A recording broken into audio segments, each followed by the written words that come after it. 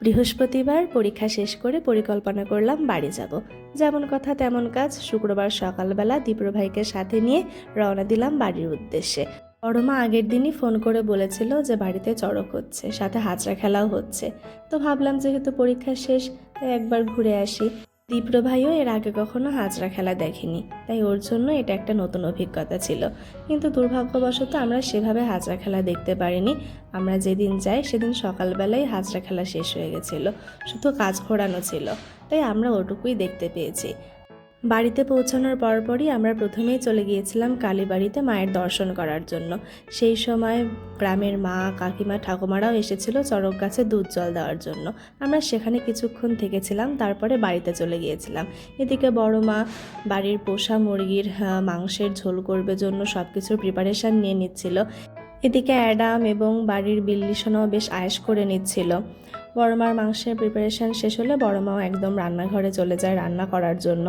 আর বাড়িতে কিন্তু বড় মা মাটির চুলোতে রান্না করে। মাটির চুলোর রান্নার কিন্তু অন্যরকম একটা স্বাদ আছে। আর মাংস রান্না করলে বড় মা মশলাগুলো একদম তৎক্ষণাৎ বেটে রান্না করে, যার কারণে খাবারের স্বাদ অন্যরকম হয়ে যায়। খাওয়া দাওয়া শেষ করে আমি আর দীপ্রভাই চলে গিয়েছিলাম গাছ ঘোরানো দেখার জন্য। গ্রামের প্রায় সকল মানুষ সেই গাছ ঘোরানো দেখার জন্য এসেছিল, সাথে ছোট্ট মেলাও বসেছিল।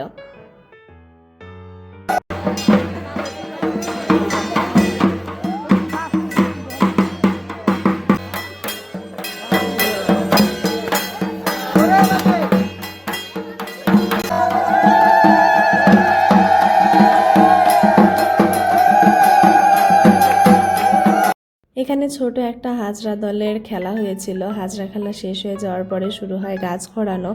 গাছ ঘোরানোর সাথে সাথে বাতাসা হরিলুট হয়। তো সন্ধ্যার আগ দিয়ে গাছ ঘোরানো শেষ হয়ে যায়। তারপরে আমি আর দীপ্রভাই পুরো মেলাটা একটু ঘুরে দেখি। 4-5টা দোকান মিলে একটা ছোট্ট মেলা বসেছিল, কিন্তু এই ছোট্ট একটা মেলাতে বাচ্চাদের আকর্ষণ ছিল অনেক বেশি। ছোট ছোট বাচ্চার হাতে বেলুন, খেলনা দেখতে বেশ ভালো লাগছিল। সেই সাথে জিলাপি, খাজা, মিষ্টির দোকানও বসেছিল। আমি আর ভাই পুরো মেলাটা ঘুরে ঘুরে দেখছিলাম। ফেরার সময় জিলাপি আর খুরমা নিয়ে বাসায় ফিরেছিলাম। চড়ক পূজা বা হাজরা খেলা বাঙালি সংস্কৃতির অংশ। দীর্ঘকাল ধরে গ্রাম বাংলার মানুষ এই সংস্কৃতির ধারা অক্ষুণ্ণ রেখে চলেছে। বাসায় ফিরেই দেখি বড় মা আম মাখা করেছে। আমরা বেশ মজা করে আয়েশ করে গল্প করতে করতে আম মাখা খেয়েছি। এদিকে গাভীর খাবারের জন্য খড় কাটা হচ্ছে। বাসায় গৃহপালিত পশু থাকলে সেই পশুগুলোর ঠিকঠাক যত্ন নিতে গেলে অনেক সময়ের প্রয়োজন হয়। আর বড় মা এদিকে রাত্রিবেলা রান্নাটাও করে নিচ্ছিল। রাতের বেলা বড় মা পুঁই শাক দিয়ে ছোট মাছের চচ্চড়ি রান্না করেছিল। এই পুঁই শাক বাড়ির সবজি বাগানে লাগানো হয়েছে, সেখান থেকেই বড় মা সকালবেলা তুলে এনেছিল রাত্রিবেলা রান্না করার জন্য।